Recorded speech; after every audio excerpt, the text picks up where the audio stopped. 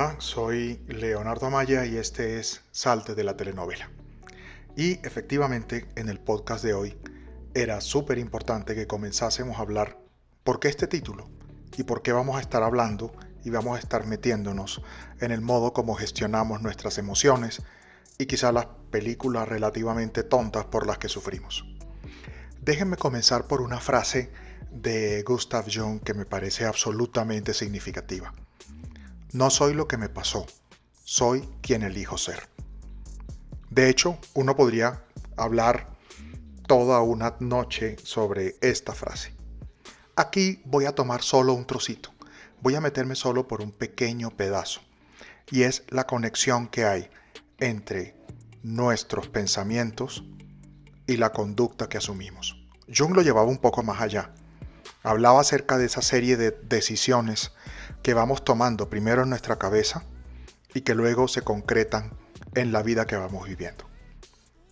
¿Y por qué quizás eso resulta muy significativo? Porque dependiendo de la cultura, contamos las historias de un modo distinto. Contamos las historias siempre, eso forma parte de la experiencia de nuestra vida.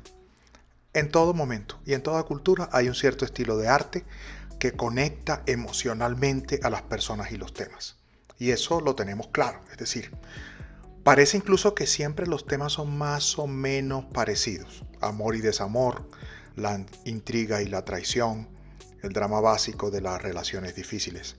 Uno puede encontrarlo en muchas narraciones e incluso con muchos personajes. Si uno se va, por ejemplo, al teatro tradicional hindú, te encuentras los amores con los dioses y también te encuentras los amores con los dioses en la gran dramaturgia griega, etc.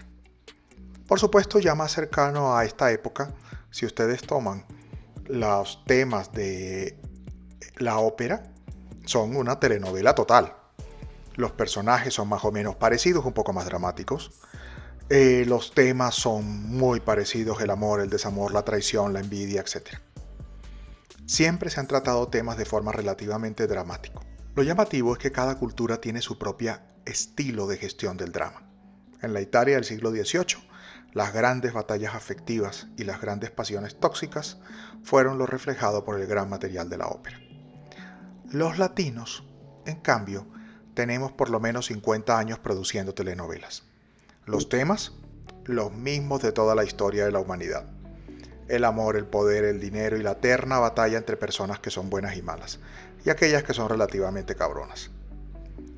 Es el modo de narrar lo que cambia, y aquí sí comienza un argumento que es interesante para la psicología cultural. Hay unos personajes caricaturescos a los que asumimos como héroes y villanos, y que pueden impactar, y de hecho impactan, en el modo como nosotros mismos vivimos los problemas. En las telenovelas, el papel de la heroína me parece a mí particularmente tóxico. Casi siempre es una niña perseguida, que es medio tonta, de una familia pobre, etcétera, con pocas conexiones y pues un poco desvalida. Y eso es algo que hace ruido con nuestro estilo aterrador de romantizar la pobreza y la necesidad, que nos lleva efectivamente a que luego lo vivamos de esa forma. Con esto no estoy atacando a la gente por el tema de no se trata de verlo como categoría, sino de ver cómo esos ejemplos, cómo esos héroes narrativos también marcan la manera como nosotros vivimos lo que pasa.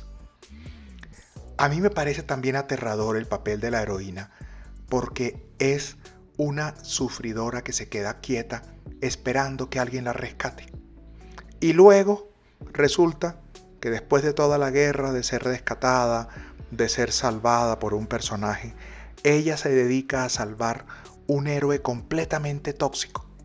Acuérdese de todas las telenovelas. La niña Margarita Guadalupe está llorando porque la han tratado mal, porque la gente la odia y está esperando que Carlos Daniel la libere. Carlos Daniel es un truano, un alcohólico, un maltratador psicológico y ella se pasa 100 episodios cambiándolo en medio de un sufrimiento y de un océano de lágrimas. Suena linda esta historia de redención, pero es notablemente tóxica en los dos lados. Primero, esa cosa aterradora por supuesto machista, de que la mujer debe ser salvada y rescatada por un hombre. Pero además, eso de entregar la capacidad de las personas y que la persona necesita que haya otro que se mueva por ella. Y que además ese otro sea un héroe tan dudoso y tan tóxico. Lo dramático es que también esas ideas que están en el modo como narramos las telenovelas, las acabamos viviendo. Acabamos también viviendo el personaje cruel que está más allá de toda posibilidad y que al final es castigado. Pero nuevamente, es castigado por las circunstancias, es castigado por lo que ocurrió. Nunca hay una verdadera promoción de la justicia real. Es decir, la personaje o el personaje, si ponemos una telenovela con otro género en el papel principal, está siempre esperando que lo rescaten. Está siempre al acecho, tirado allí sin ninguna agencia, sin ningún motor interno, esperando que lo rescate alguno. Ojo, miren lo tóxico que es construir un país donde uno está esperando que lo rescaten. Se dedica a sufrir porque hay un personaje terrible que le hace la vida a cuadritos y uno no hace nada. Está esperando ese superhéroe lamentable. ¿Y qué pasa en nuestras culturas? Te encuentras una población que sufre una barbaridad, que sufre una cantidad de temas de injusticia y está esperando que lo rescate un político. Dime un antihéroe peor que un personaje que se dedica profesionalmente a robar y a ser un parásito de los demás. Pues fíjate, en las telenovelas está también eso, esa cosa tan terrible.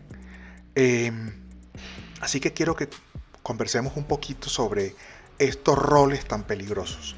Porque estos roles también presentan una serie de ideales. Un problema dramático de un país puede partir precisamente por el modo como concibe culturalmente a sus héroes. Un héroe que no te convoca, un héroe que es rescatador, un héroe de gente desvalida, te expone a que siempre estés esperando cosas similares en tu vida, cuando resulta que uno esperaría que María Guadalupe tome decisiones y se largue luego de descubrir que ese cabrón es un maltratador y busca otra persona.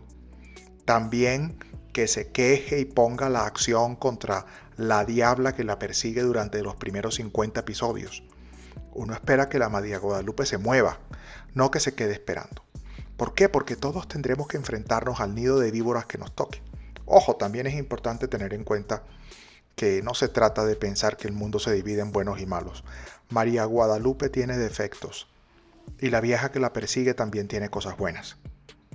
Hay otra cosa que me parece más aterradora y es que generalmente la buena es una pobrecita que realmente es medio iletrada, analfabeta, lo que sea, y la mala de la película es la que es profesional y la que es gerente de una empresa. Entonces uno dice, caramba, es que entonces una mujer no puede triunfar porque inmediatamente evoca el papel de la diabla de las telenovelas. ¿Cómo así? ¿Y por qué la protagonista de la telenovela no puede ser la super ejecutiva que de repente un día se le aparece un cabrón que la trata mal y ella lo echa y toma decisiones y se va? Bueno, el problema sería que la telenovela duraría 3 capítulos apenas. Pero de verdad que tendríamos que pensar cómo mejoramos estos personajes. Porque estos personajes acaban siendo el consumo dominante. En la Italia del siglo XVIII y del siglo XIX, la ópera incluso fue un motor político. Entonces, ¿cómo puede ser que nosotros, nuestros héroes de las telenovelas, sean tan tóxicos? Pues hombre, revisa a ver si a lo mejor tú también estás asumiendo el papel de María Guadalupe como la tóxica que está sentada esperando que la martiricen y esperando un salvador que acabará siendo un truán. Revísalo un poquito y seguiremos hablando de estos personajes de telenovela. Soy Leonardo Amaya y este es Salte de la Telenovela.